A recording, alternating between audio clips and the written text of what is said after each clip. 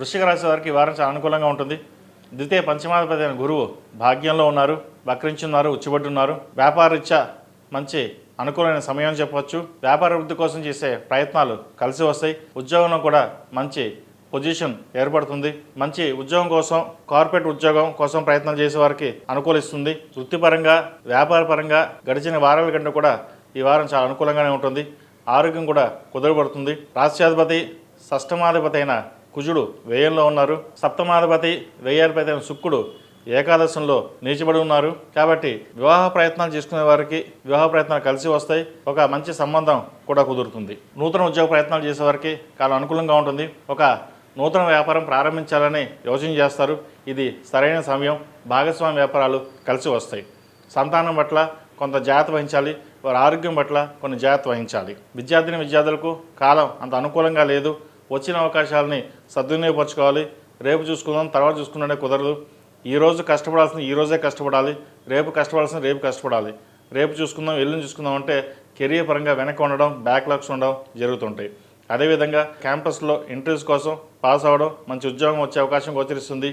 అయితే పై చదువుల కోసం విదేశాలకు వెళ్ళాలనుకున్న వారికి ఖచ్చితంగా ప్రారంభించండి. ఇక్కడ ఉండి ఉద్యోగం చేసుకునే వాళ్ళకంటే విదేశాలకు వెళ్ళి మంచి స్థిర నివాసం ఉండే అనుకునే వారికి ప్రయత్నాలు ముమ్మరం చేసుకోండి, కలిసి వస్తుంది.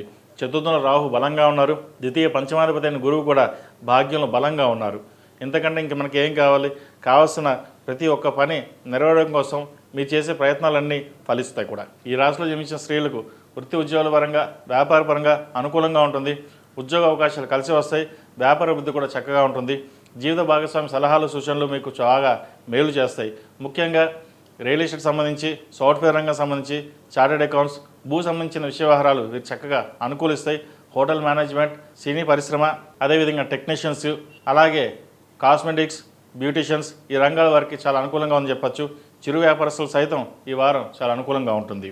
ఏదైనా సరే ఖర్చు నియంత్రణ పెడతారు. గడిచిన కొన్ని వారాల కంటే కూడా ఖర్చు అదుపులోకి రావడం ఒక అందుకు శుభసూచకమని చెప్పచ్చు.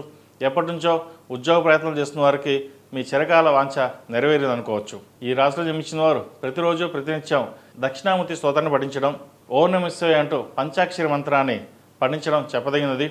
కుదిరితే 41 రోజులు పంచాక్షరి మంత్రాన్ని పఠించండి.